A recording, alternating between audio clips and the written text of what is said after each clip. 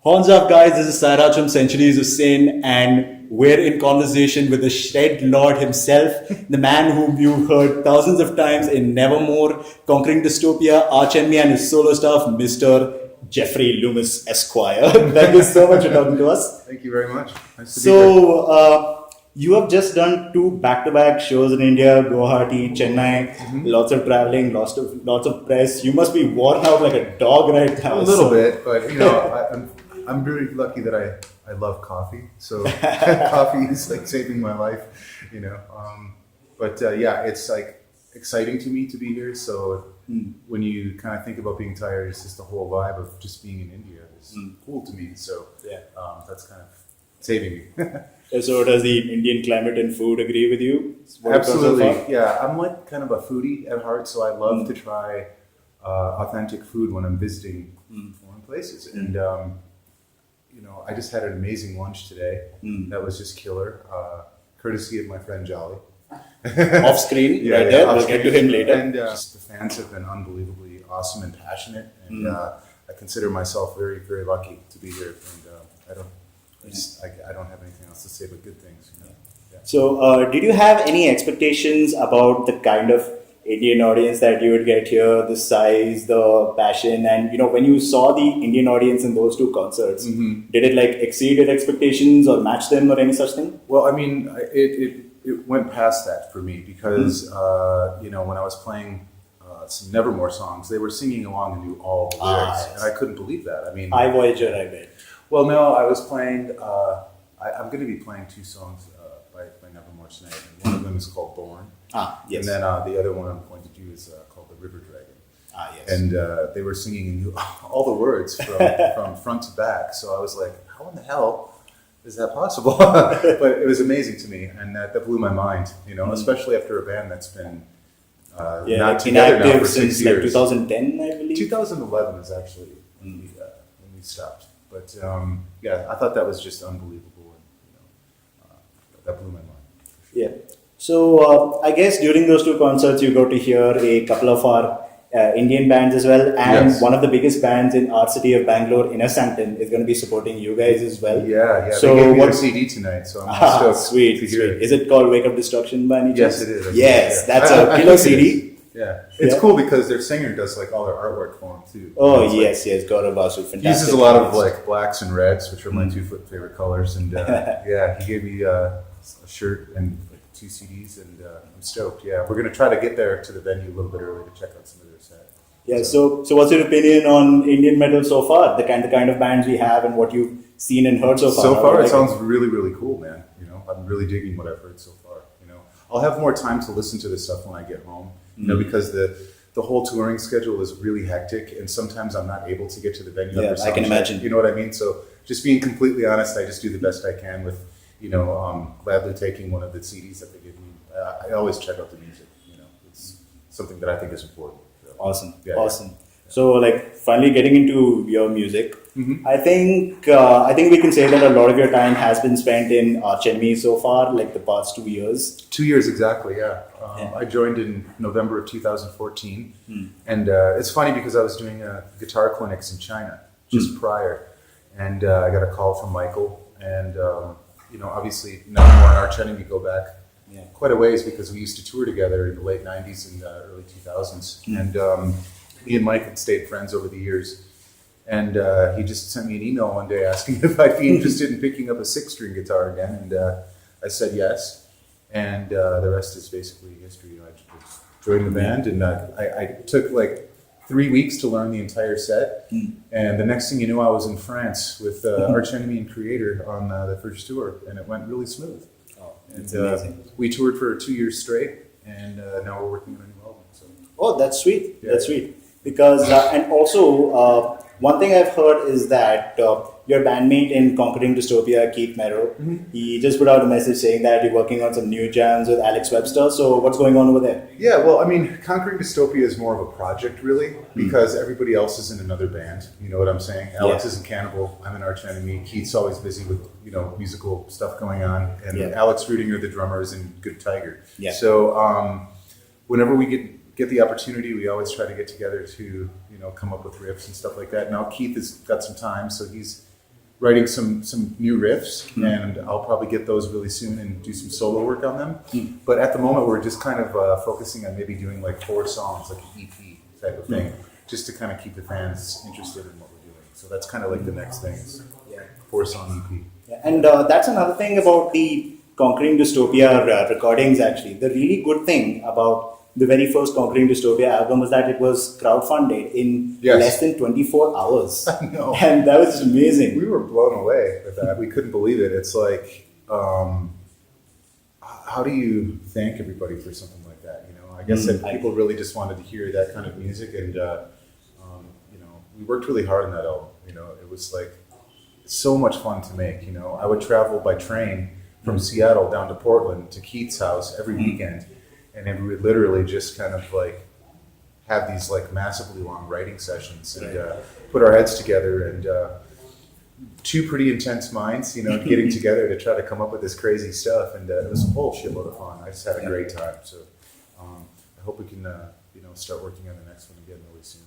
Yeah. Keith's already got a start on it. So. Awesome. And, you know, speaking of the next one, since the crowdfunding for the debut album went so well, has that open your mind to the possibility that more of your future music could be crowdfunded to get it out? You know, to be honest, probably I don't think we'll go that route again. I think we'll just do the record ourselves. Okay. And, you know, technology is so good nowadays where you can record a damn record right in your basement, right? So, I mean, bedroom producers. Yeah, the thing is that we wanted to kind of go a little bit bigger on that record and go for you know, having a producer help us out with it, and all that stuff. But the thing is that if you do a crowdfunding thing, you also have to have the perks, you know, where you're giving back to the people that funded it.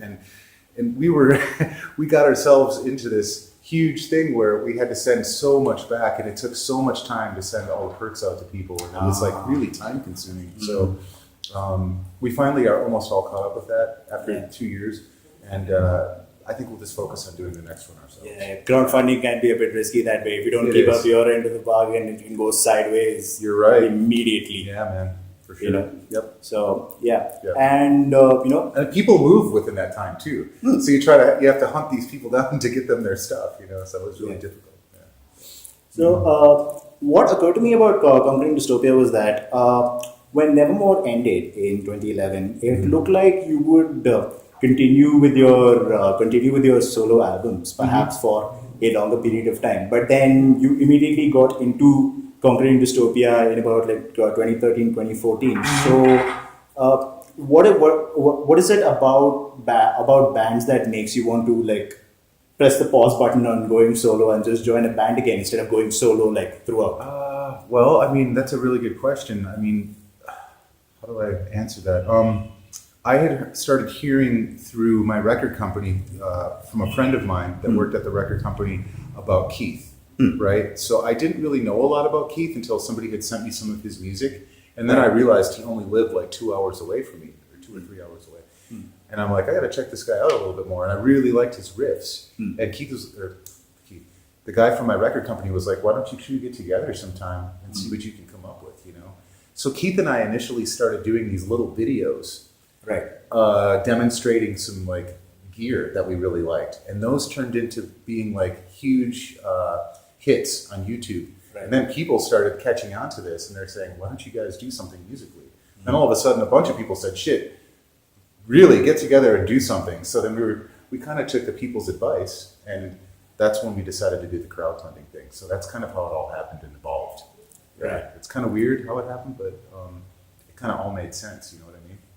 Yeah. So, but do you still have any inclination of just like doing your own thing by yourself and going completely solo with your music, or does Conquering Dystopia keep you satisfied? I mean, I'll always do my solo stuff, you know, because I have the opportunity to do it, and why not? You know, it's just like I said earlier in another interview, it's just another way I can, you know, showcase some more of my style and some more of my playing. So I'll always do my solo stuff.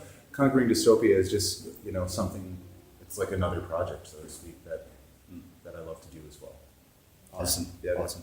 And speaking of the things you do solo, as every guitar aficionado knows, you release a lot of videos and a lot of guitar transcriptions for Conquering Dystopia and other stuff to really help aspiring guitarists. So that was one of the things that we actually did that we wanted to do is release a tab book, so people knew exactly how to play all the stuff because it's pretty involved, So yeah, there's a tab book available for the whole Conquering Dystopia record. Yep. So like based on the number of people who access all your videos and books, and also keeping into mind that the current climate on popular music is very pathetic, and people would rather pick up a turntable rather than a guitar. Yeah. So do you still see like a lot of kids really wanting to get into the guitar and shred instead of going to the turntable? Like, how popular do you think shred guitar is right now in this music climate? Well, it's still very popular, I think. I don't know. It's so hard to explain that one. I find that there's so much available nowadays for kids to become good really quick. You know what I'm saying? Back when I was growing up playing guitar, all I had was a turntable. I'd play old Van Halen records slowly to try to pick up the notes.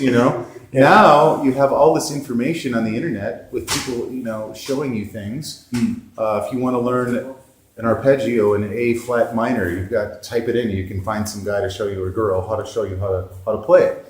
So you find these kids that are getting really good, really fast at an early age. But sometimes it's like some of these kids are missing some of the elements of feel. You know what I mean? Yes. It's like being a technical guitar player is one thing, but also having some soul and some passion in your playing is another, and that's very important. Oh, yeah.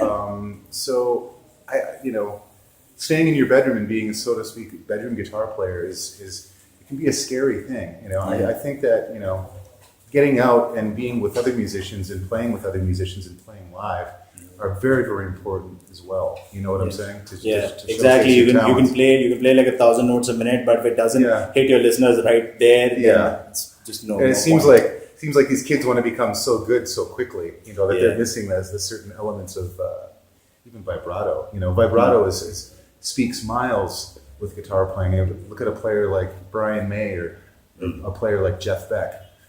Most of their playing is emotion. You know what I mean? And that's all coming from vibrato and the way you feel. Exactly. So that's very important. So I hope that kids don't overlook that. And of course, spend time. We're talking to our cameraman as well. Yeah, of course. So. Yeah, it's a coincidence that you mentioned Brian May, because I'm on a big Queen kick right now. Like, on my way here, I was listening to like all their stuff, like the jazz, A Night at the Opera, Queen stuff, etc. News of the World, that's my favorite record. Oh yeah, News of the World, especially News of the World's version of Sheer Heart Attack. Yeah, that's killer. Yeah. That's some killer stuff. Yeah, I think that one really important thing, if I could give any advice to an aspiring guitarist that's 11, 12 years old or something, is to really just be diverse with what you listen to.